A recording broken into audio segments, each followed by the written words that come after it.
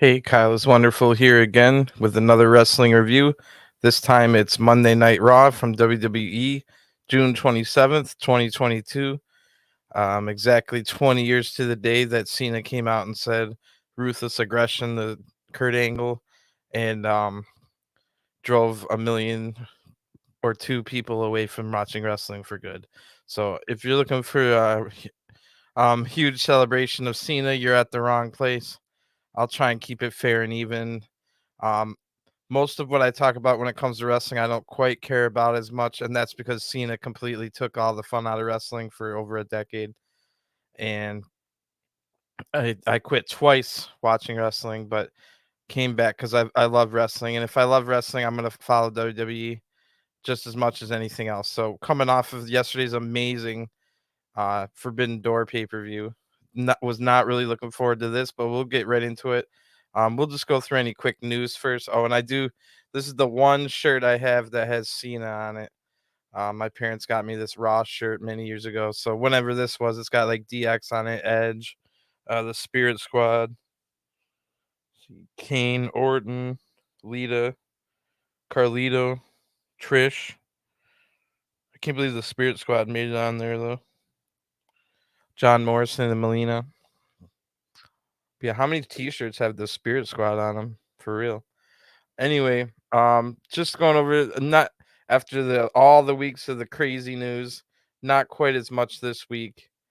Um, but yeah, after last week's Friday night, it was officially made. John Laurinaitis, who had been head of talent relations, is put on indefinite leave, and Bruce Pritchard will take over for him. And then on Wednesday, the reports are saying that Triple H visited NXT and simply told them, "I'm back." Nobody knows if he meant like I'm back, here I am for today, or I'm back to work full time. I guess we'll find out as we go here if we see any changes on 2.0. Check in for my review tomorrow. Who knows? Maybe it'll open with Triple H. I wouldn't hold my breath, but you never know. Anyway, other than that, we're still kind of waiting for the ball to drop with the Sasha news. Really no Naomi news either, although she did break her silence on social media to congrat Claudio Castagnoli, the former Cesaro, on his great night at Forbidden Door last night. And other than that, you can check out my main event review. There was a few things that happened on main event. The 24 title passed around 5 times, I believe, but it ended back up with um, Dana Brooke by the end of it. So this was taped before last week's Raw, and then also the Judgment Day lost in a disqualification to the Mysterios. So that was the first. That's the main reason I wanted to check out last week's main event, is because Finn Balor and Damian Priest were going to fight the Mysterios, and it was the weirdest disqualification too. Ray went for the 619. Priest was on the outside and grabbed Ray's legs and threw him into the barricade on the outside. Priest was part of the match, and we've seen people thrown into the barricade in almost every single match, so I don't have any clue why that's a DQ. But anyway, that's basically it for the news. After the crazy news, other than that, the stocks kind of went down a little bit, but the ratings have gone up. So it seems to be because WWE's in the news a lot, so people are more aware to check in all the fringe people that might only watch once a month or 3 times a year, or check in for WrestleMania and Royal Rumble only. Everybody's hearing all the news, and oh, Vince is actually going to be on, or he was on Friday, maybe he'll be on Raw on Monday, and then he's there too. So we'll see if Vince shows up again. Spoiler alert, he does. But Vince can't stay away when it's Cena Appreciation Night. So, like I said, this is the big Cena 20th anniversary to the day celebration here on Raw tonight.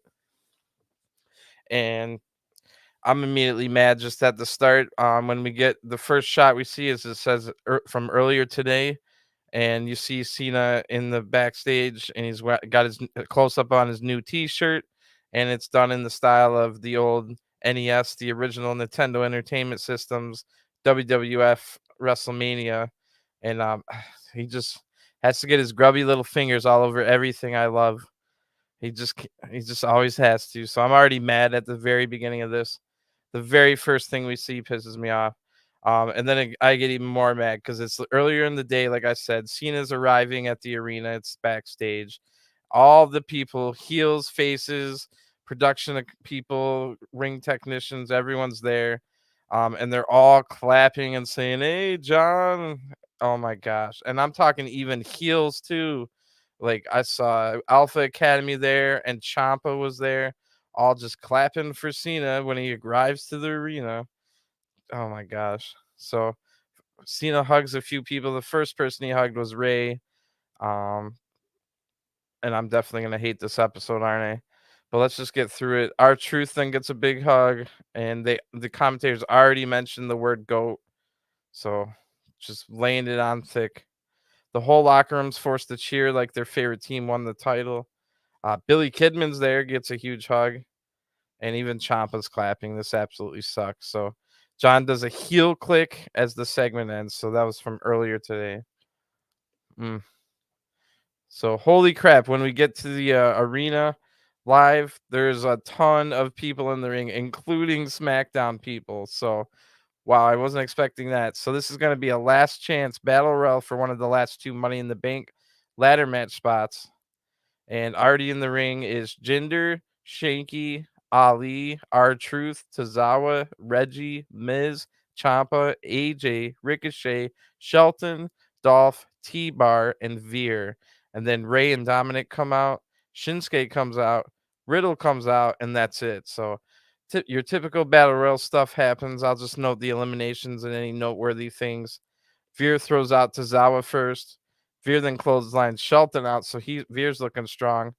But the Mysterios and Mustafa Ali then triple team Veer and throw him out. So that was pretty. Oh no, not yet. But Veer throws them off and they come back double 619, and then all three eliminate Veer. So that was pretty smart. It keeps Veer look pretty strong. It looked like he was gonna dominate. That's kind of the same thing we saw when Swerve decided to swerve Keith Lee and throw him out. Keith Lee was dominating in that battle royal, so he thought he'd get rid of the biggest threat first. Didn't work out, but that's what he was thinking. Anyway, that's what they kept Veer looking strong by having three people have to take him out immediately, seeing that he was a threat.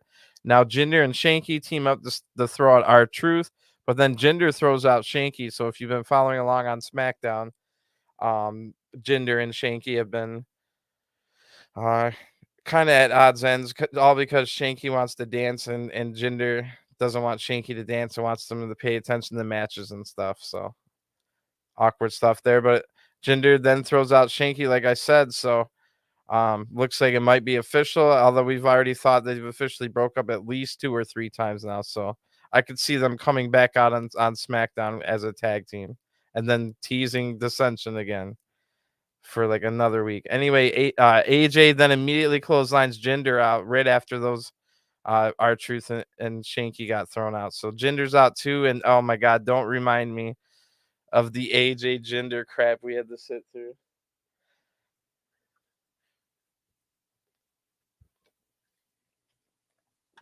Just bad memories of Jinder as champion. I think it was AJ that finally beat him though. And I heard later on it was all thanks to Brock Lesnar because Survivor Series was coming up and the champion of SmackDown was going to have to fight Brock. And Brock said no to fighting Jinder. Brock said Jinder was beneath him. So AJ got the belt in a taped episode in England, if you remember. Anyway, right after that, T-Bar now picks up Reggie and throws him out on the 3 people that were just eliminated in succession. And then we go to an ad break. So T-Bar looking kind of strong here when we haven't seen him do anything other than 24/7 shenanigans for months, maybe even a year. Anyway, when we come back from the break, the Mysterios are just about to eliminate Riddle of all people. And during the break, we see that Ali got thrown out by Ciampa, kind of continuing that little bit of feud that I don't think it really went anywhere. Did they have an official match? I know they had the one where there was I think Miz was the ref and it was shady, but I don't think they ever had like a match with a real ref. So maybe we'll be getting that. And again, another week where Ciampa doesn't get a entrance. Of course, there was a lot of people in this match that didn't get an entrance, but still, how many matches is this guy gonna have? How many matches is Ciampa gonna have without ever getting an entrance?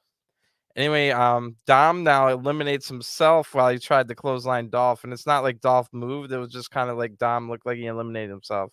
So looking bad there, but that might come into play from a little bit later. So I'll talk about that when we get there. Um, but yeah, Miz and Dolph now eliminate Ray, which is a big chorus of boos. This crowd definitely wanted Ray to win, and I did look it up. I think it's next week. Ray Mysterio is in his hometown of San Diego, so I'll bring that up again with the segment we see with the Mysterios later. But we could potentially see something big from Ray. I'm not quite sure how many more times he's going to be in San Diego, but I'll let you know what happens when we get to that segment. And like I said, Miz and Dolph eliminated Ray to big boos. Now Miz and Dolph go to work on Riddle, but Riddle's able to hang on. So that's like twice we've seen Riddle just hang on now. T-Bar now throws Ricochet over the top, but there's ladders set up on ringside. So Ricochet is able to leap onto one of the ladders and gets back in and eliminates T-Bar. And we go to ad break. Really cool spot there. The Kofi Kingston spot here played by um, Ricochet. Now the final six are AJ, Shinsuke, Miz, Riddle, Dolph, and Ricochet. And this is for the final spot in the ladder match. Miz injured his knee on a middle rope axe handle of all things. And Dolph is eliminated by Shinsuke. The Riddle and Shinsuke, or I mean, then Riddle and Shinsuke exchange strikes. So good stuff here between Riddle and Shinsuke. Remember, they were just tag partners not that long ago. Got a tag title shot. The Miz is now being tended to the doctors outside of the ring. He did not go over the top, and he was not eliminated. Riddle now eliminates Shinsuke Nakamura. That was a big moment.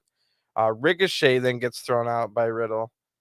And announcers say it's down to Riddle and AJ. So you know what that means. The announcers completely just ignore that Miz is there. So I'm like, oh no, is Miz winning?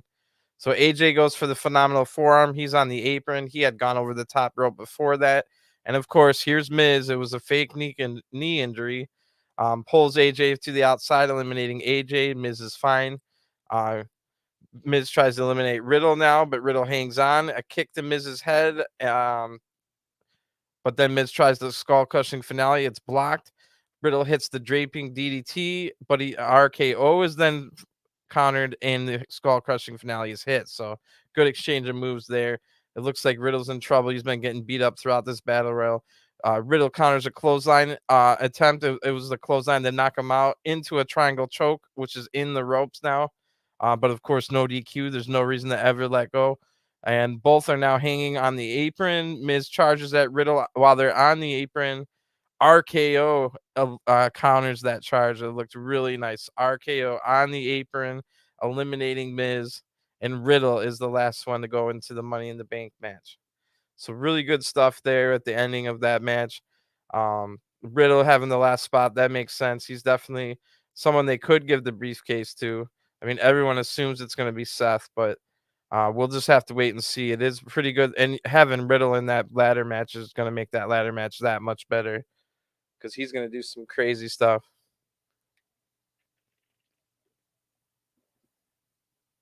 And they'll probably have like Omos throw Riddle off of something through a bunch of tables. So should be pretty good. And now we're told that the qualifying match, if you remember, there was supposed to be for the last spot, a qualifying match between the KO and Ezekiel had to be rescheduled. Now, I didn't look at any news before Raw, and I haven't looked at any news during or after. And I have no idea why that happened. So you'll have to look. I'll have to look myself. Maybe if I can let you know on the NXT review tomorrow. But I have no idea why this KO and Ezekiel match had to be rescheduled. But we do see Ezekiel later, and we don't see KO. So something must have happened with KO. Hopefully, it's nothing too serious. Maybe just a travel issue. Or maybe it's just like there was no issue and they just rescheduled it. And by rescheduled, well, there's only one show left before Money in the Bank. So either it's going to be KO versus Ezekiel on SmackDown, or they're just going to have a different way for the. Maybe we'll get another battle royal or a 6-way match or something on SmackDown for the final spot. So going into SmackDown, there is one final spot remaining between the men. I don't know why KO and Ezekiel didn't happen. And then we're told it's going to be Becky, Zaya Lee, Shayna Baszler, Doudrop, Tamina, and Nikki ASH, and they're going to compete for the final women's spot in the ladder match, and that's going to be the main event tonight. And then they say, and I'm like, oh god, tonight is also Lashley versus Alpha Academy with Theory as special enforcer in a handicap match. And I mean, not to spoil what I'm going to say later on in that match, but it's an all right match. It's a fun match to watch. But again, why are you like beating a tag team in a handicap match?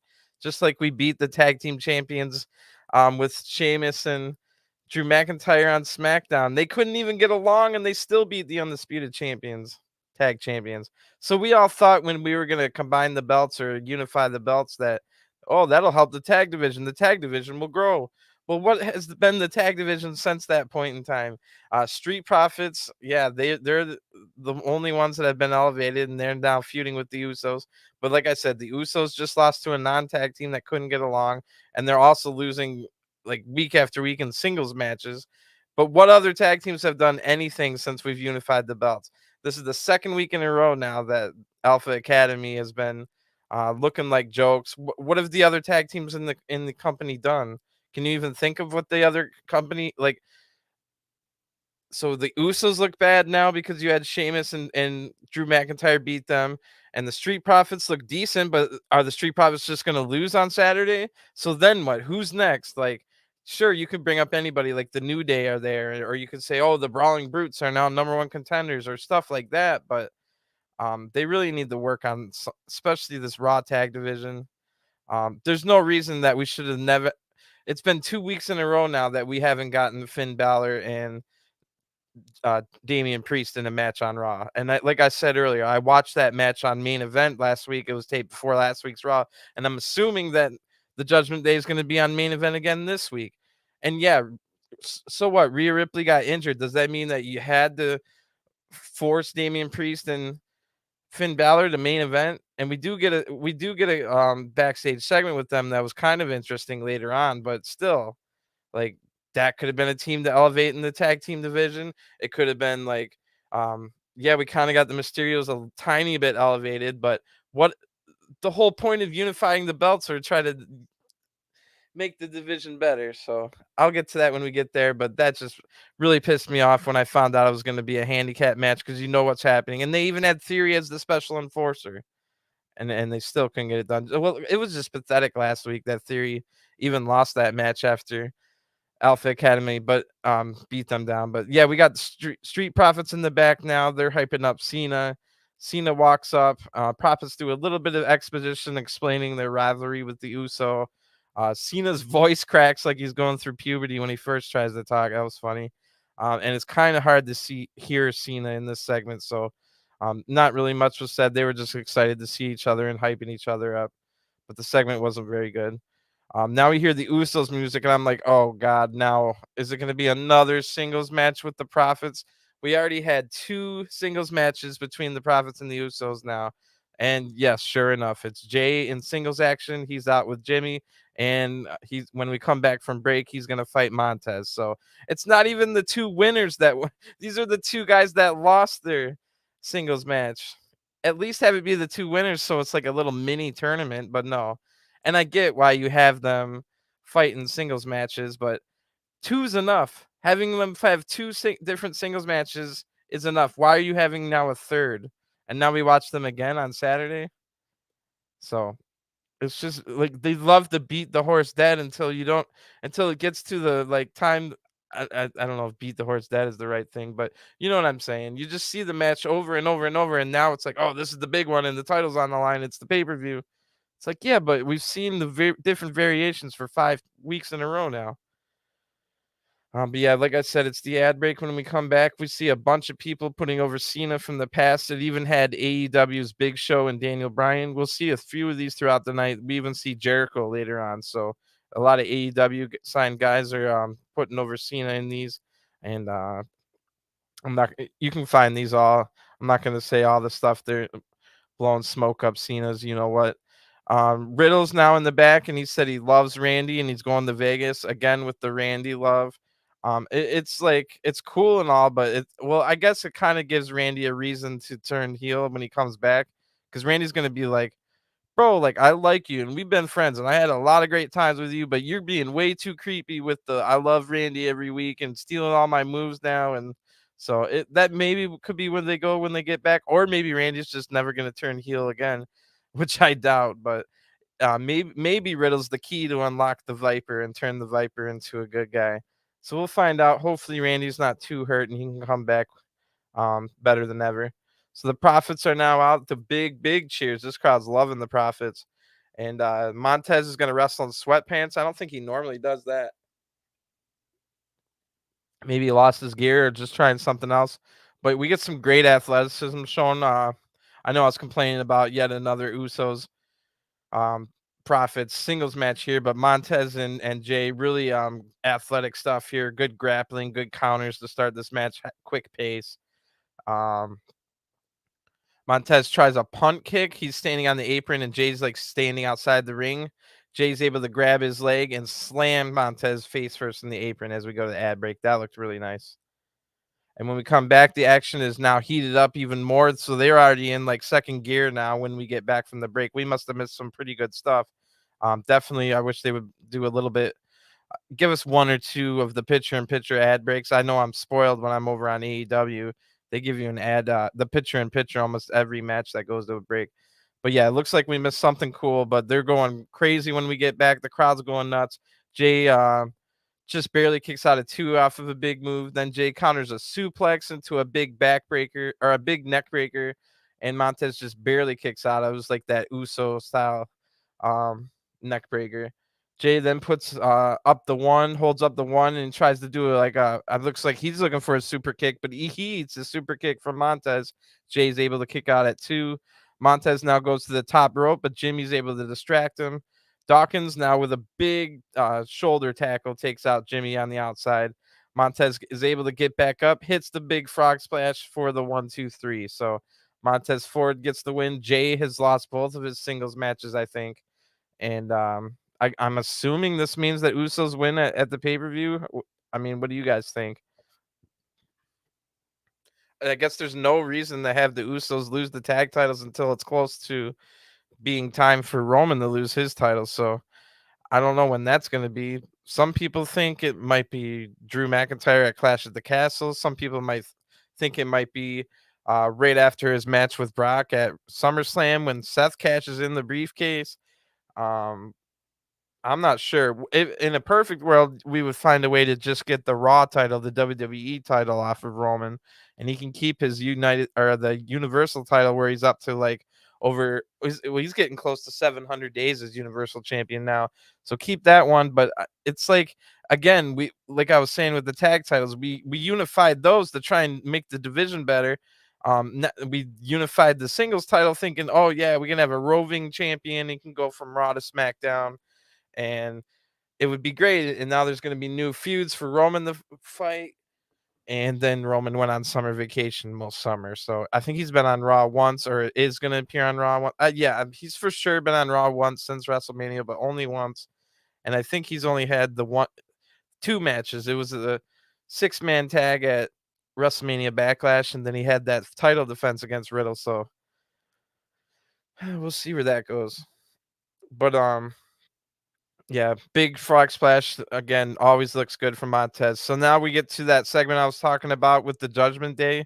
So all they get is a little backstage segment here, and like I said, I'm assuming they had a match on um main event, and the main event match they had last week, like I said, it was against the Mysterios. So here's the Mysterios, Ray and Dom walking in the back, and the Judgment Day, Finn Balor and Priest walk up to them and Finn Balor, I love it. I love when Finn Balor's now a heel. He instantly is all cocky and acting like a dick to Rey Mysterio, and Finn Balor asks Ray like, "Hey Ray, why did you're so good, but why does Dom suck?" Basically, and that was hilarious. And then Priest tries to recruit Dominic to the Judgment Day, and Finn says that Ray is a bad father. So remember what I was saying.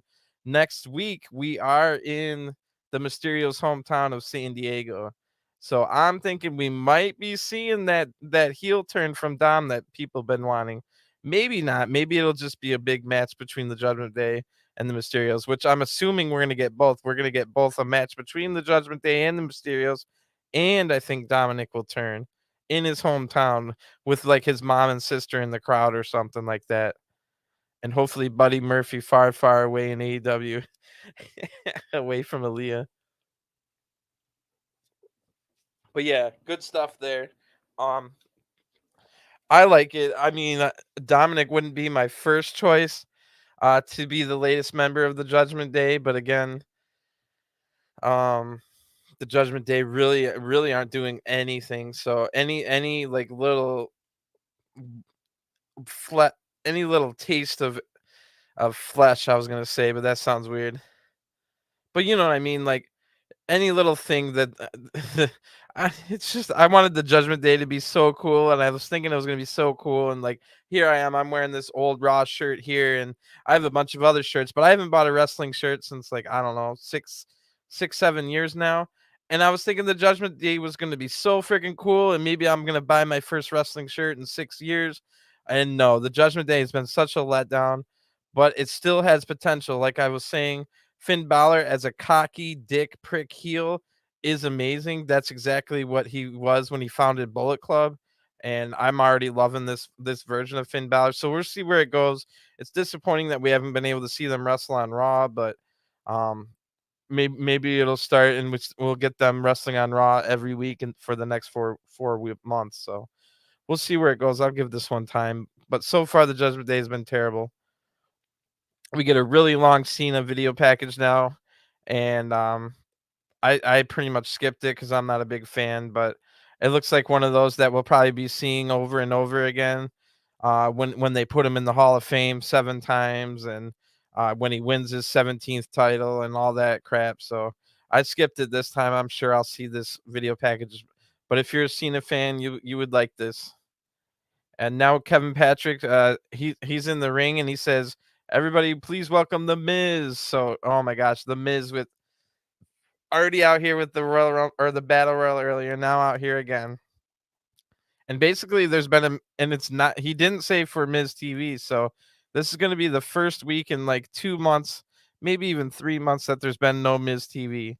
So this one is just Miz getting interviewed by Kevin Patrick in the ring. Patrick says, "Well, Logan Paul's been planning on a return to the ring and his training," and he shows some social media pictures of Logan Paul training. And Miz says, "Well, who do you think set this up?" "I did. It's going to be Logan Paul and the Miz and returning as a tag team at SummerSlam." And the crowd boos big time. And then the Miz reminds us that they beat the Mysterios at WrestleMania. And then Patrick reminds Miz of what he did to Logan Paul, and then shows the replay of Miz turning on Logan Paul, hitting him with the skull crushing finale at WrestleMania. So Miz now gets mad. He says, "Yeah, but I'm the bigger star. I'm on the Today Show tomorrow." And other celebrities latch on to me to become even bigger stars. So Miz says, "I told Logan that after I hit him with the skull crushing finale, it was a teaching lesson for you. I'm teaching you. One day we will become the undisputed tag team champions." So I'm assuming that this is all just Miz lying, and it's gonna be Logan Paul versus the Miz at SummerSlam. Can't wait for that one. Although Logan Paul did show some signs of like being entertaining in the ring. It's just how many like entertaining one-on-one matches have we seen with Miz in the last, I don't know, 5-6 years? Other than like the last good stuff he was doing was the Intercontinental title feud with Dolph Ziggler. But you never know. Maybe they'll pull out a good match, or at least something entertaining. But this segment's not over with. Um, Miz now calls out AJ Styles for mocking him. If you remember on Miz TV, I don't know if it was last week or the week before. And then for the fourth week in a row, can you believe it? We start talking about Miz's tiny balls. So that's definitely a thing now. They're all the crowd's chanting about balls and stuff, and AJ music hits to stop the madness. So AJ marches down, punches Miz right in the face, and we go to an ad break, which was pretty funny. So when we come back, it's AJ and Miz already fighting, and some good stuff happens. It's typical stuff, but it starts to heat up here towards the end. AJ goes for the rack bomb, but Miz fights out of it and hits a Um, Big move to AJ. But then AJ counters the skull crushing finale into a pin. Miz kicks out. AJ hits a Pele kick after getting hit in the face with a kick. Immediately hits a Pele kick and then into a brain buster. And AJ's got some blood on him. I wonder if, remember, he got that big, he had to get like 10 or 12 stitches at Hell in the Cell. So he got a little blood on him here, does AJ. AJ goes for the phenomenal forearm, but Miz bails from the ring and just walks away. So I don't know what the point of any of that was, especially when we saw Miz in a match earlier. So AJ wins by countout. I get that the fact that they wanted to do the promo with Miz talking about Logan Paul, but what was the point of this Miz match with AJ? Just for Miz to walk out at the end and walk away. Kind of dumb. So Cena's now in the back and he's talking to Ezekiel. So this is what I was talking about. They said they were rescheduling the KO versus Ezekiel match, but we see Ezekiel on tonight's show and not KO. So I hope KO's doing okay. Cena says, "Oh, you look familiar," and Ezekiel explains what's going on. And then Cena says, "Well, I'm Zeke to meet you." And then Ezekiel at one point says, it's walk with Elias, it's speak with Zeke, and it's trod with Elrod, which is now the third brother. And Ezekiel walks off, and Theory walks in. So this is the big. Everyone assumes it's going to be Theory versus Cena in a match at SummerSlam, and we'll see if we get there or if it happens or not. I mean, but Theory is here, and he says, "I'd introduce myself to you, but I'm sure you already know who I am." And Cena tries to say something, but Theory cuts him off right away and says, "No, you're always speaking. Let me speak. They should be celebrating me tonight, not you. I'm on Raw every week, putting it down A-Town style. And I can do this all day. I'm 24, the youngest U.S. champion in history. You weren't even in WWE yet when you were 24. And look at you now. You're a grown-ass man wearing jorts." So Theory goes to take a selfie, but Cena had left. So great stuff from Theory here. And I had heard all the everyone's saying, "Oh yeah, Cena reminds them of, or Theory reminds them of Cena. Theory reminds them of Cena." I didn't quite see it until they were standing right next to each other. And yeah, I thought Theory would have been a couple inches shorter at least, but no, he's like the exact same size as Cena. Now that I saw them standing face to face. So Bianca Belair is on her way out, and we go to an ad break, and um it's been a while since we've seen Bianca wrestle, and she doesn't wrestle again tonight. So I wonder if she's either nursing an injury or just resting on her throne with the title, waiting for the next challenger. I don't know what it is. But when we come back, there's even more legends putting over Cena, people like Angle and Orton, and this is the one that had Jericho as well, and I think Stone Cold ended it. And we get a recap of Carmela winning the 5-way #1 contendership match last week. And then Carmela also, I had completely forgotten about this part, so I'm glad they showed me. It was Carmela attacking Beyonce from behind when Beyonce had a promo in the backstage later that same night last week. So I had completely forgotten that. But in the ring, it's Kevin Patrick again. He's getting a workout tonight with Bianca Belair. And he asked what she thinks about defending against Carmela on Saturday. He might even have said Sunday, though, which is a botch. Bianca says what she'd rather say it straight to Carmela's face, unlike Carmela, who takes cheap shots from behind. She has to cheat. This got a little interesting. She has to cheat because she doesn't think she can beat me. Carmela can go in the ring, but she worries about all the wrong things. Basically, like, to paraphrase the rest of that, like, Carmela, she was saying like, "Oh yeah, Carmela, she's like, I've been in the ring with her. She's pretty good, but she doesn't spend any time like worrying about wrestling. She worries about being a star," and basically calling her a diva without saying the word diva, which was pretty good. So Bianca says, "Don't even waste my time, Carmela. In fact, let's just have this match right now." Which I was like, "Ooh, are they gonna have this match now?" And Bianca wins, and Rhea Ripley's ready to fight, and they're gonna have the Rhea Ripley Bianca match at Money in the Bank, but no, that's not what we're getting. Carmella comes out and she's not dressed to wrestle. In fact, she has lingerie on with her booty out. Interesting choice of outfit here, but anyway, Carmella says that she's not just beautiful, she's smart. And Carmella tries another sneak attack and fails. There was a couple other things, but it wasn't really a thing of note. Like Carmella talked as she was going down to the ring, just like saying that, "Oh yeah, I'm gonna win at Sunday," kind of stuff. Bianca sends Carmela packing. Not a really good segment there, but what are you gonna do? They planned on this feud being Rhea Ripley, and if you remember, Finn Balor and Damian Priest were helping Rhea Ripley like to intimidate Carmela. So maybe that might explain a couple things. That might explain why Judgment Day is relegated to main event, and B explain why we're getting like a third freaking Uso versus Street Profits match. It might have been the Street Profits had to go on a little side story where they had to defend Bianca, or at least get these creeps away from Bianca and have a match with the Judgment Day. I don't know if that's what would have happened or not, since the Street Profits also had a title match at Money in the Bank. But if you remember, just before Rhea was injured, the Judgment Day was kind of looking like they were intimidating Bianca, like men intimidating, and they would have brought Montez into the storyline at that point. So that might explain a little bit of the booking decisions, but still, I would have found a way to get Mysterio's versus Judgment Day on the card regardless. Anyway, I'm not looking forward to that Carmella Bianca match, but maybe they'll pull out a pretty good one. In the back, Sarah, the interviewer girl or woman, is with Liv Morgan and Alexa Bliss in the position like right to go out to the ring, and you hear big cheers from the crowd, but it must have been fake because once they go out there, the crowd is dead. So Alexa says Liv and her are friendly, but I don't have any friends here. Alexa says, and she says I've won Money in the Bank briefcase before, and I'm gonna win it again.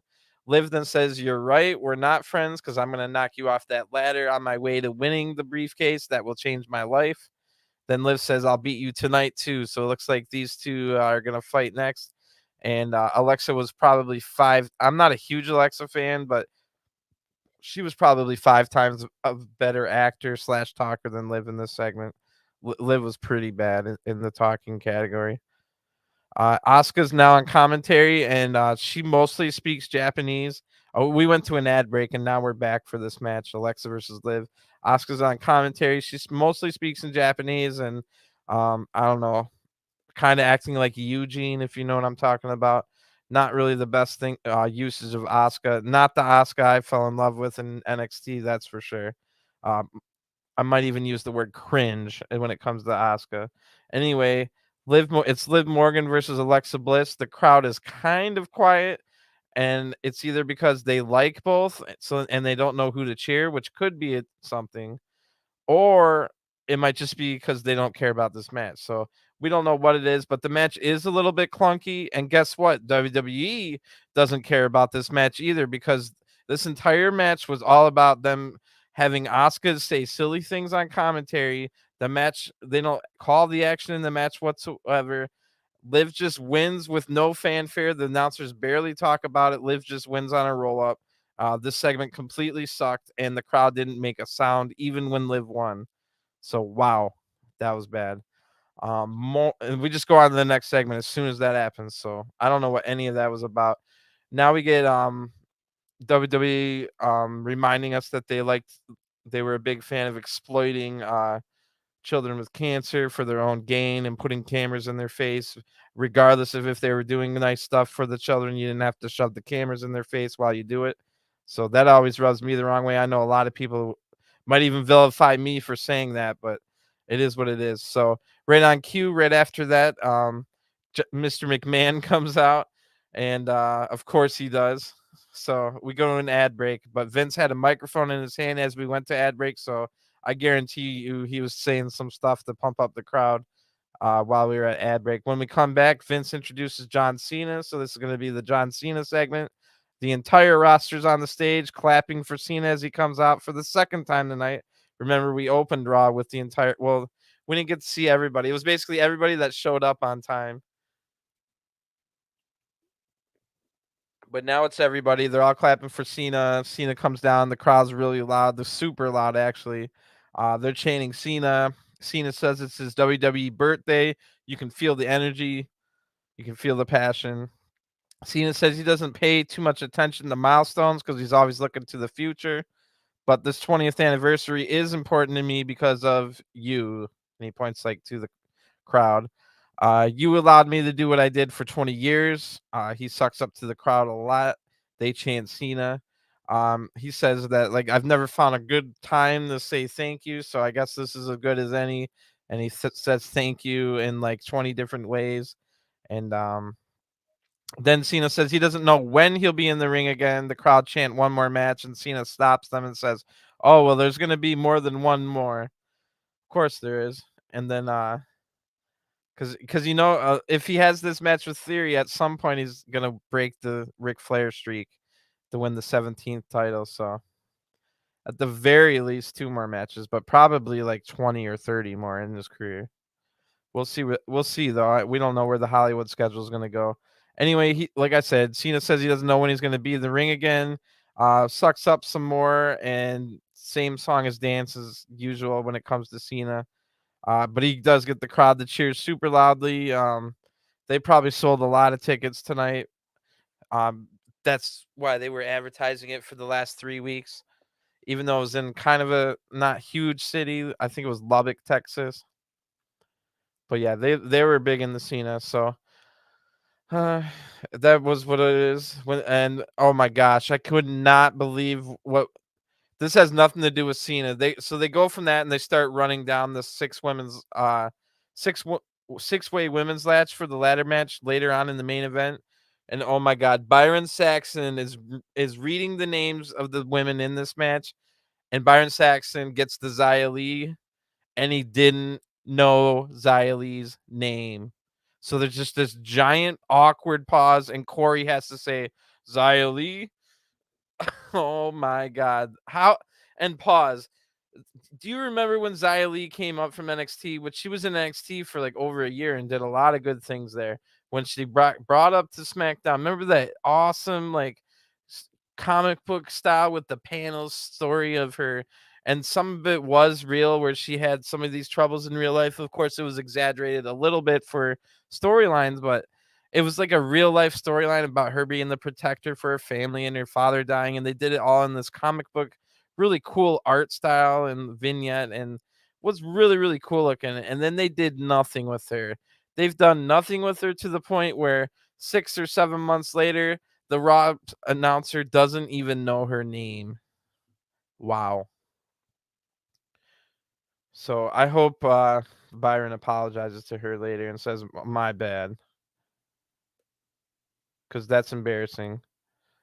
What if like Xia Li's like friends and family were watching and she told them, I'm going to be on Raw for the first time. And then when the Raw announcer gets to her name, he just pauses. Come on, bro. I know mistakes happen, but come on, bro. Anyway, we're also that was trash though. That's trash from Byron Saxton. And they say Lashley and Alpha Academy is next, and that's also trash. So, but like I said, this match ends up being pretty interesting and fun. It's just like I always knew Alpha Academy were gonna lose, and now there's another tag team that just looks like jobbers. Now Lashley comes out the pretty big cheers. He hams it up with the crowd. Lashley's definitely living his best life right now, so you love to see it. We get a recap of last week when Lashley got revenge from the week before with the baby oil. Both people have now squirted baby oil in the face of each other. And we get a recap of Lashley beating Chad, Otis, and then Theory all in a row last week. So what even is the point of this match? Theory comes out with a super tight referee shirt, Shawn Michaels style. Otis is going to start out in the match, and Chad waits to be tagged in. So it's going to be one of those kind of 2-on-1 matches. Lashley has trouble knocking down Otis at the start, but Lashley goes for the knee and is able to knock down Otis. And Theory is the referee outside, so he's the enforcer on the outside. There's a regular referee in the middle of the ring, and Theory is able to distract Lashley here. And Chad flips off the apron. That's when Lashley goes outside to go after Theory. So Chad flips off the apron and does like a seated senton on the Lashley, knocking him down, and Otis immediately hits a splash on Lashley on the mat outside. So we go to an ad break right off of that. When we come back, Alpha Academy's in control. Both are in the ring as Lashley's starting to make a comeback. Otis goes to the knee and knocks down Lashley, a little payback from earlier. And then he tags in Chad. So Chad gets in, he meets Lashley on the top rope, or gets met by Lashley on the top rope, I should say, because Lashley's never going up there on his own. Anyway, Otis tags in now while they were still up there, and gets behind Lashley and power bombs Lashley. So big move there for Otis. Chad hits a moonsault immediately after the power bomb, and of course Lashley's able to kick out at 2. Lashley then gets Otis up on his shoulders like in a seated position and just falls backwards, dropping Otis hard to the mat. We get the hurt lock applied to Chad Gable. Chad submits. Theory immediately jumps Lashley as the bell rings to end the match. Um, and then Lashley fights back, taking out both Alpha Academy. So not only do the Alpha Academy lose last week in bad fashion, they lose this week in bad fashion and then get beat up after the match too. So Theory bails before taking any damage, and those two will have their U.S. title match on Saturday. So good night for Theory with Lashley having to take damage, but Theory not having to take any. And Theory leaves through the crowd, so he walks out of the crowd. He's not even going to take any chances. He wants to get to Saturday without any damage. So hopefully he doesn't have to show up to SmackDown. Otherwise, he might have to take damage. We get still pictures of Cody from and his injury from Hell in the Cell. And I write down, I'm telling you, man, if they talk about Cody like every single week or every other week until when Cody returns, it's gonna ruin the return if they talk about Cody every week until he returns. I don't think they will, but it made sense. I liked what they did here. So we also get a recap of Seth hitting Cody the night after Hell in the Cell, and they tell us it'll be a Cody interview next. And I do write down, imagine if it's just Seth dressed as Cody and he says some ridiculous stuff. That could have been funny, but no, it's the real Cody. When we come back from ad break, he's in like a rehab gym where you would work out certain body parts for rehab. Cody said he's in the peak of his career and is really looking forward to Money in the Bank. And then Cody does a really good job of putting over everybody, all the men that are in the ladder match. So it is Exposition City, but it's done super well. And it's probably because Cody seemingly is allowed to write his own promos and kind of write out his own segments. So Cody, in his own words, says good things about all the people in this match. Like even Omos, he says, sure, Omos doesn't have much experience, but he's like 7'3". Come on. So even found something nice to say about Omos. Cody wants Seth. He didn't say it. He's like, but I kind of want Seth to win the briefcase, Cody says. So kind of setting up. I think it'll be Seth versus Cody at WrestleMania for the title. A rematch from last year's WrestleMania. Potentially, right?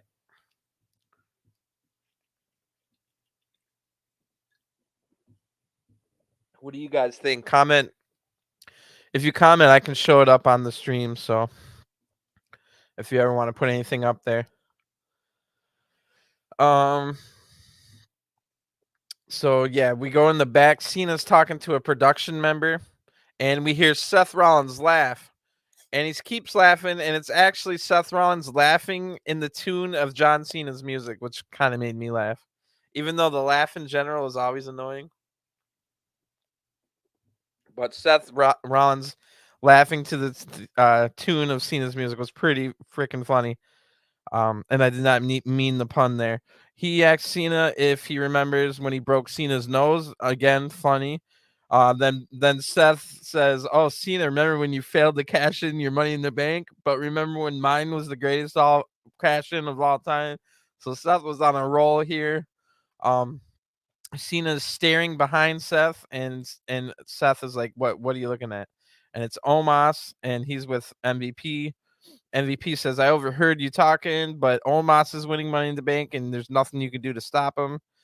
Which, I mean, this is WWE, man. You could definitely see them giving the briefcase out. Everyone wants Seth or Riddle, and they just give it to Omos, and everybody hates it. I can see that happening. I can see Omos getting it and Lacey Evans getting the women's, and just everyone being mad because that's just what WWE does. But anyway, MVP doesn't say anything of note really, and Cena says good luck to that, and slaps Rollins on the back and leaves. So another second time for the second time tonight that Cena had interaction with the heel, and Cena really didn't talk back to the heel. So interesting. They run down the Money in the Bank card now, and then Becky makes her entrance. It's already time for the main event. A lot of the there was a lot of stuff like recaps and all the Cena stuff tonight, and a big battle royal to start off. So not a lot of content within this show. It looks like I'm gonna finish the review in like an hour, which usually I can go over an hour easy. But yeah, we go to an ad break once Becky makes her entrance. Zaya Lee's making her entrance when we come back from break. And we're told it's an elimination style 6-way match. So elimination style until only one woman remains, and that woman will be the final qualifier for the ladder match. So we get a big brawl to start out this match. The ring clears except Tamina and Doudrop, who square up to of the bigger women in the women's division. And Nikki ASH comes from behind Tamina and attacks her. So a little bit of Doudrop and Nikki teaming up here. Tamina fights off, and Nikki exchange strikes with Doudrop. So really good stuff here between Tamina and Doudrop. Really good strikes. And yeah, like I said, this is going to be elimination style match. Doudrop tries a headbutt on Tamina's head, but has no effect to Tamina and just hurts Doudrop, just like when people would headbutt Jimmy Snuka, Tamina's father. So Becky almost pins Doudrop with a seated senton out of nowhere. Now Zaya Lee battles Becky, and we get a manhandle slam. Zaya Lee is the first eliminated. Oh my gosh. Who did Zaya Lee make mad in the back? Like, they gave her that whole vignette, and then they had her in, like, 2 matches, and now she's on Raw. They forget her name, and she gets eliminated in 1 minute. Alright. Just fire her then. Let her go wrestle in Stardom or something. But anyway, like, I didn't like that at all. At least give her a couple minutes. Shayna now goes after Becky, and this should be good, but Doudrop hits Shayna from behind instead. Doudrop fights both of them off and hits a cannonball in the corner to Shayna. She tries a cannonball on Becky, but Becky's able to dodge it. Tamina now fights with Nikki, and Becky takes them both out. And Nikki ASH taps out to the disarmor from Becky. So Becky's just destroying everyone in this match, and we go to our final ad break. When we come back from break, Becky is fighting Shayna. Becky slams Shayna into the barrier, and then Tamina fights with Becky right in front of the barrier, and Doudrop crushes into all three. That was a pretty cool looking move. Now, back in the ring, Shayna knees Doudrop right in the face. Looks like Doudrop was almost knocked out cold. It was pretty nasty. Doudrop just barely kicks out. Now, Tamina goes on the top, but gets caught, and all 3 women are on the middle rope now, and we get a tower spot when Doudrop slams all 3 to the ground. Doudrop splashes Shayna and gets the 1-2-3, so Shayna's out. Pretty shocking there. It's down to Becky, Tamina, and Doudrop. Becky rolls out of the ring to avoid a Tamina splash, but Doudrop was out of the ring, so she goes out of the ring right into a Doudrop slam on the mat. Doudrop then hits a big Vader bomb on Tamina, who looks really hurt off of that. Tamina looked like she was like, oh. 1, 2, 3. It's down to Becky and Doudrop. If you remember a rematch from the Raw title match at Royal Rumble, where the damn WrestleMania sign caught on fire. Doudrop goes for another Vader bomb to end this match, but Becky hits a manhandle slam from the middle rope to pick up the victory. And wow, big win. We all assumed that Becky was going to be the one in the final to get the final spot, but the way that Becky just destroyed everyone like that was kind of ridiculous. So, but I will say the crowd is booing the crap out of Becky Lynch here. So all the work in the last couple of months, 3, 4, 5 months that Becky's been putting in to be as annoying as possible, something her husband Seth has unlocked with his stupid, annoying laugh. Like, oh, they want us to be heels. They want us to get boos. Well, let me be as annoying as possible and get them to boo me. So Becky, if you remember when she turned heel, the crowd was still cheering her. Now she wins this match. They boo her out of the building. And it's either that or they didn't like the Super Beck's booking that she had in this match. Becky was able to just destroy everyone with ease for the most part. So I don't know if the crowd is just booing because she's been an effective heel, or maybe they're not liking the Super Beck's booking. We'll have to wait and see. So Raw ends right away as soon as Becky doesn't even get to celebrate, and as soon as Raw ends, Miz and Mrs. starts. And one thing of note, before I can turn off my TV, um, Maurice trips on some Lego blocks in the kitchen and takes a hard bump in the kitchen hard floor. That was pretty funny. One of the biggest bumps of the night was on Miz and Mrs. right after Raw ended. But yeah, I mean, not a very good edition of Raw. Of course, I'm biased because I was in those buildings. I would lose my voice in 2006, 2007, 2008, booing the hell out of John Cena. Originally, in his feud against Kurt Angle, that was the feud that caused Kurt Angle to go to TNA, which we're finding out now probably saved Kurt Angle's life because of all the drug stuff he was getting into in WWE. Not that it stopped in TNA, but it was the whole WWE had like 200 matches a year, where TNA you had like 20, 30. But yeah, let's just kind of quickly go over what was consequential tonight. We got the opening battle royal where Riddle won, and the battle royal for the most part was pretty fun to watch. Um, I guess we saw the official breakup of Jinder and Shanky, but like I said, I think we've already said that three different times already. We got the damn Street Profits versus Usos again, but that match was, as much as we didn't want to see it, it wasn't it wasn't like impactful in our memories because we've already seen it twice or whatever. We also got told that KO and Ezekiel had to be rescheduled. So are we going to see KO versus Ezekiel on SmackDown, or are we going to see like a last chance 6-way match for the women, like the women had tonight, but on SmackDown for the men?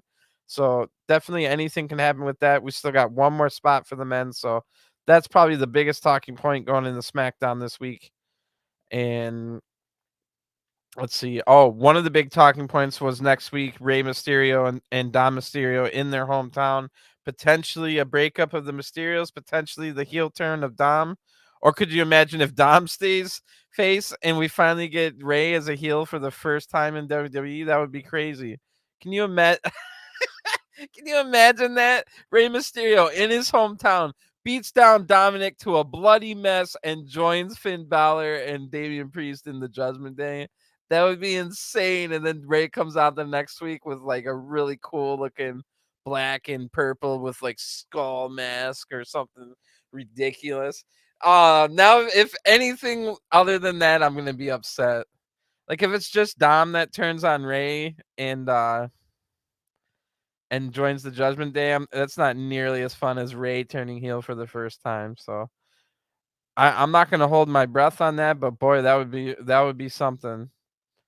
Um, let's see, anything else? Well, we found out that Liv and Alexa really aren't gonna be forming a tag team for the women's division anytime soon, and honestly, I don't think we're gonna see the women's division back. I think the tag team women's tag team titles are gone. I think they're not coming back. We'll see, but just look at how they've done things. They don't even try with Doudrop and Nikki ASH anymore. So that was one of the only other tag teams they had. And now Shayna and Natty are pretty much separated from each other. So yeah, I think the women's tag team division is dead. Like I don't think the belts are coming back. But I am looking forward to Money in the Bank. I will say that it's up there with Royal Rumble and WrestleMania, with one of those that you have to see if you're a WWE fan, like even a fringe fan. Like those are, if you didn't even watch any episodes of Raw or SmackDown all year, you would want to watch Money in the Bank, Royal Rumble, and WrestleMania. So I am looking forward to it. We got 2 different Miz segments tonight. That was a little overkill. Again, burying Alpha Academy. Asuka just cringe as hell. And Cena, I didn't like it. If you're a Cena fan, you probably liked it. Lashley continues to be entertaining no matter what they have him do. I don't know why Lashley isn't WWE champion right now. Why isn't Lashley just WWE champion and Roman's Universal Champion this whole time. And they could have easily have done that, but nope, they had to have both belts on for WrestleMania. Did that really help you sell any more tickets? That you had arbitrary extra belt on for this match? Does anybody really even care about the belts anymore? I mean, I know I don't. I'm jaded though. Cena ruined it all for me, and then Roman finished it off with his suffering succotash. So I don't even care like who's champion and stuff like that. I just care. I want you to be on the show. I want to see Finn Balor in matches and having promos in front of cutting promos to the scathing promos to the crowd as a cocky heel, but I haven't gotten that. So like stuff like that is what I want. I don't want like, oh, I need to see Finn Balor as champion, or I need to see the Judgment Day get the tag titles like tomorrow. Like I don't. It's almost sacrilege to say, but the belts are just props, bro, as Vince Russo would say. Which is why I'm not gonna go as far as Vince Russo and have like David Arquette and Vince Russo as champions in the lineage of title holders, like WWE putting the world title on Hornswoggle. It's not like we ever seen that. And when I say I don't like Cena, I'm not saying that I think Cena's the absolute worst wrestler in the world. But what I am saying is he has the worst footwork of any world champion not named Great Khali. And he also yells what he's going to do all the freaking time. Clothesline, hit me with the DDT. And you could just hear him screaming what's going to happen next, which it's like the guy at the movie theater that's already seen the movie, but you're seeing it for the first time. And he's like, oh, here, because there's the spot where King Kong, and he's going to take a machete to Godzilla. You're like, oh, that would have been cool to like see happen and not have it heard. Plus, like nobody's faker than John Cena. Go look at that 5-knuckle shuffle, and then go watch a $1 million man fist drop. That's how you do a freaking fist drop. So it's just like he's the fakest.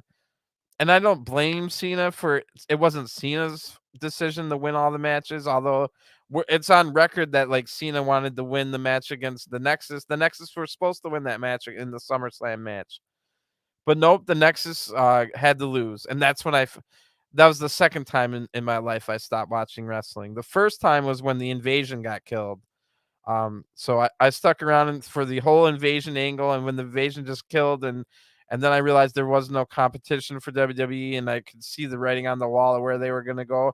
That was the first time I stopped watching. The second time I stopped watching is when Cena beat the Nexus. And like I just said, it's pretty much reported by people like Edge and Jericho that Cena used his backstage politics to say, no, Nexus are not beating me. I'm winning this match at SummerSlam back in 2010, I think it was, which is just ridiculous. So sure, you can't blame Cena for it wasn't Cena making the decision to make him a 16-time champion, but there was things along the way where Cena was like, that doesn't work for me, brother. And we all give Hulk Hogan crap for saying that doesn't work for me, brother. But Cena did it too, and he did it to the Nexus, and he killed the Nexus. He killed Wade Barrett's career. Remember when he killed freaking Bray Wyatt? He had to reinvent himself as the Fiend. Remember when he killed Rusev? Remember when he would just take any tag team, kind of like he did with the Street Profits tonight? Cena would like team with the Crime Time, and then he would steal their thunder as faces. So you didn't even have to be a singles heel wrestler for Cena to bury you. You could be a tag team who's a face, and Cena's still gonna find a way to steal your energy.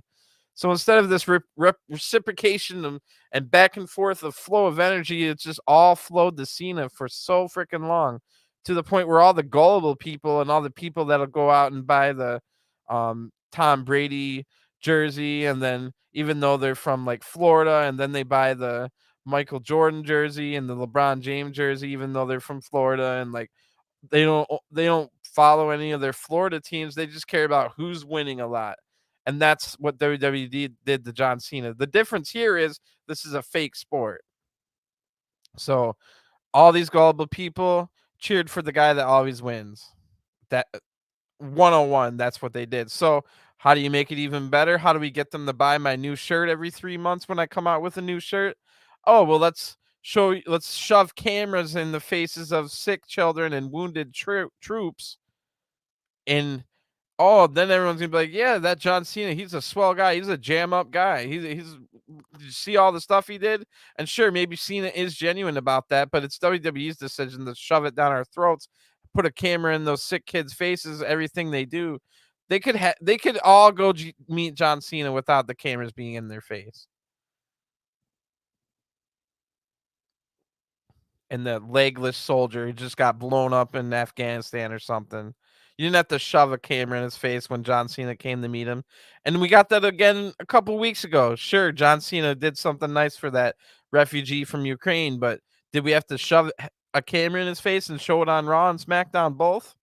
So these are the reasons I don't like Cena. And it doesn't have anything to do with like John Cena personally, although if his personality on Total Divas was anything like his real personality, he's an asshole in real life too.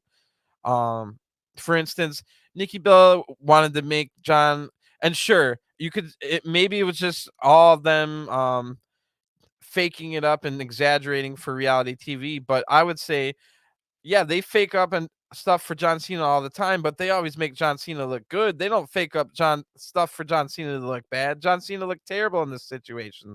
So on Total Divas, sure, it might have been fake, but here's Nikki Bella. She's living with John Cena. She wants to make him some dinner. She wants to surprise John Cena with some dinner. So she poured herself some wine and she's making dinner, even though that's not something she normally does. John Cena comes home from whatever he was doing, sees Nikki Bella in his kitchen, making him dinner with a wine table on the counter, and he freaks the F out on her. And sure, it might have been just playing it up for the reality TV show on E for Total Divas, but like I said, they always fake John Cena to be a good guy, not a bad guy. So it didn't make sense to me for it to be fake. But here's John Cena. How dare you? How dare you have a wine glass on my counter? You know how much these counters cost? So this man couldn't even like be happy that his ditzy girlfriend that probably is bad at cooking anyway is trying her best to make him a meal and had the audacity to put her wine glass on the counter. F you, Cena. You seem like the biggest dick in the fucking world off of that shit. And like I said, like it might have been fake and it might have been storyline, but that just goes to show me he's probably an asshole behind the scenes. And all these stories we hear about, remember the Alex Riley story? Alex Riley saying that Cena was like basically made him leave not only the company, but the business. Alex Riley didn't want anything to do with the business after having to deal with the politics of Cena. And look at how it was for everybody else in the business. We didn't really have a second company to go to. TNA failed. ROH wasn't big enough. New Japan hadn't thrived yet.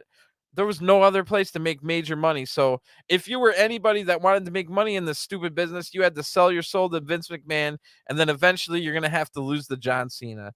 And sure, that changed throughout the years. And I know Cena gained a lot of respect with his whole United States United States challenge. And sure, those matches were better, but what was Cena doing week after week? He was fighting the best wrestlers. And like sure, he added a couple moves to his repertoire, but that doesn't make you like Ric Flair overnight. That doesn't make you Daniel Bryan or CM Punk overnight. Sure, you added a couple moves to your arsenal, like the stupid bro. Everybody does code reds. Like Zelina Vega does code red. That's not that impressive. Oh, you do a leg drop from the top rope.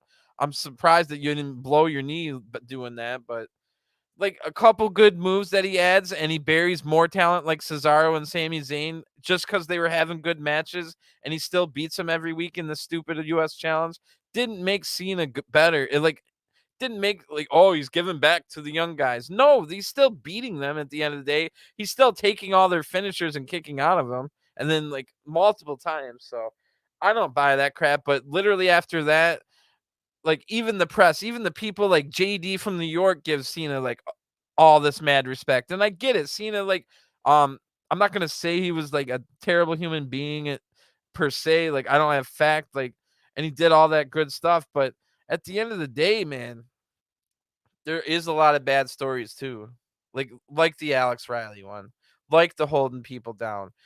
There could have been people that could have won. Like you completely ruined Wade Barrett's career. So sure, it's a celebration for Cena, but look at how many people they've lost in the ratings since then in that 20-year span. In the 20-year span, WWE lost like 30% of their ratings.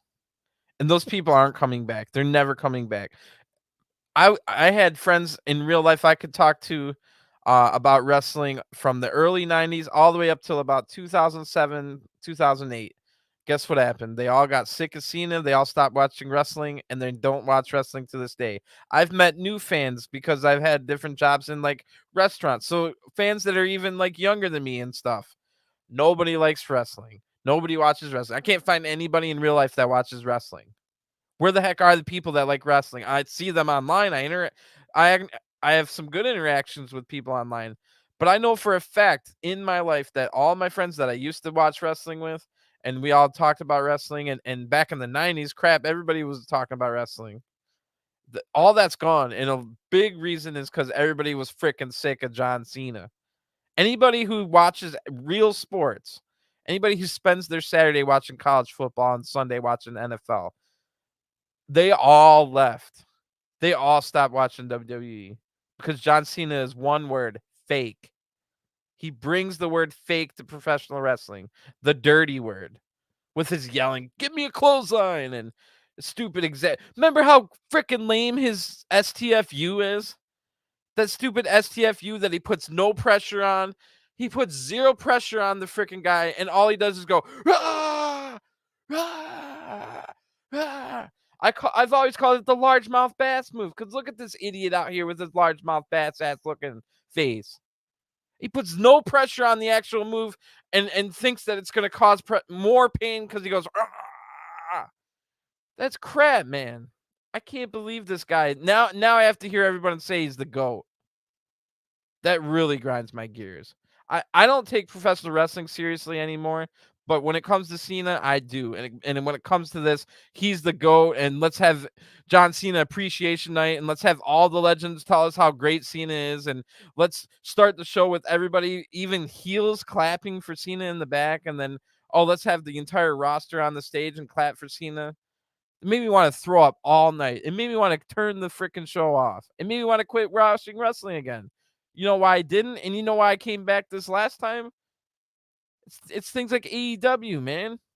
You know how good Forbidden Door was last night? It was amazing. So yeah, maybe I should just stop watching WWE product. But like I said, there's still to this day way too many people I fell in love with before they went to WWE. And I'm not going to hate on them for going to WWE. You get to wrestle a softer style where you don't kill your body night after night. And B, you make a lot more money. Now, thankfully, some people are making just as good of money in AEW now, but you know what I mean. Someone like a Shinsuke Nakamura, he comes to America. We got to see the real Shinsuke Nakamura, like in his debut match in NXT with Sami Zayn. But ever since that match with Sami Zayn in his debut, Shinsuke's been more and more integrated in the WWE style of don't go all out, don't um, use 100% of your energy in this match because we want you to use 40% of your energy so you don't get hurt and so you can have 3 or 4 more matches this week. Which having a lot of matches per week in a week is a good thing per se. When people wrestled 250, 300 matches a year, those guys were so freaking good at wrestling, man. Let me tell you, like those guys like from the 80s and 70s and early 90s that were wrestling 300 times a year, they were masters of their freaking craft because they were night in, night out, 2 times on Sunday, like a Ric Flair, man. There's no way. Like, I think they said the most John Cena ever wrestled is like 210, 220. Still a big number, but these guys in the 80s were wrestling 300. Like, Cena wouldn't have lasted in that era. Or you put Cena in the Hulk Hogan era. Does he even get any further than like Mr. Wonderful Paul Orndorff? I mean, to me, it just looks like John Cena is a product of Vince McMahon falling in love with his muscles and maybe Vince McMahon doing alleged stuff behind the scenes to him. Hey, if I make you champion and give you all this money, let me do this to you. It's pretty much proven that Vince is a creep, so I wouldn't doubt it. So before I say anything that can get me incriminated, I'm going to get going. But yeah, probably the last time I'll wear this shirt and one of the only times I've ever worn it because it has Cena on it. F Cena. I'm out.